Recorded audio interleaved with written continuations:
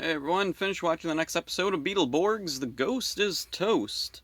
A phasm blaster, Buster Zapper, comes to Charterville. He's a ghost exterminator. Van and Trip hired him to get rid of the ghosts in Hillhurst. The kids go to warn Flabber.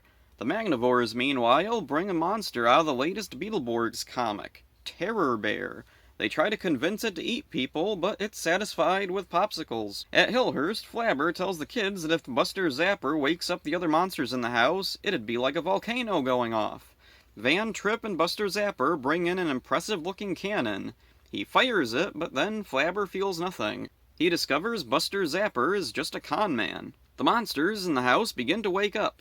The kids agree to warn Van and Trip to leave. Outside, the Magnivores are pushing Terror Bear to attack. Terror Bear goes in and the kids lead it out with a candy bar. They transform to try and send it back to the comic, but Terror Bear isn't a fan of that idea and fights back.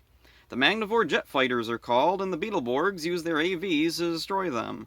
They go back to deal with Terror Bear, using their sonic blasters to send him back into the comic. Inside Hillhurst, Flabber and the monsters scare Buster Zapper, Van, and Trip out.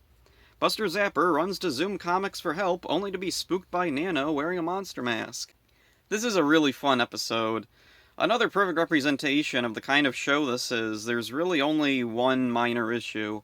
The Terror Bear's whole gimmick is that it doesn't want to fight. Despite this, the Beetleborgs still fight him. I don't think the Terror Bear should have been built up as sympathetic as he turned out to be. It makes the kids look kind of mean for forcing him back into the comic. The way around this is to make it clear that he's fighting because they were going to send him back into the comic. It's still not the best, and the bear is still kind of a sympathetic monster, but it's the only option I can think of here. Terror Bear, in one scene, is seen watching TV. The show he's watching is Creepy Crawlers, a Saban-produced show. Apparently this was just a common theme in Saban shows, that characters from one show will watch shows from another. A neat little thing to note here is that Terror Bear is possibly watching a tape that one of the Magnivores stole at the beginning of the episode. A bunch of the tapes are sitting on top of the TV he's watching. The first person the Magnivores encourage Terror Bear to attack screams and overacts like he's in a trauma movie. I just thought that was a interesting thing, and I wondered, was that where some of the influence came from? Was a bunch of Saban people sitting around watching Toxic Avenger, and they were like, oh hey, let's do something like that. Buster Zapper is the first of many zany guest stars, one-off characters who will make a single appearance. He's over the top with lots of quirks. He's also not a deep character. This kind of show doesn't really lend itself to characters with a lot of depth. Everyone's a cartoony caricature. Buster Zapper was played by Scott Wood. There's two Scott Woods on IMDb. Either could plausibly be him. They both lived in California, and both would have been around the same age as Buster Zapper appears to be.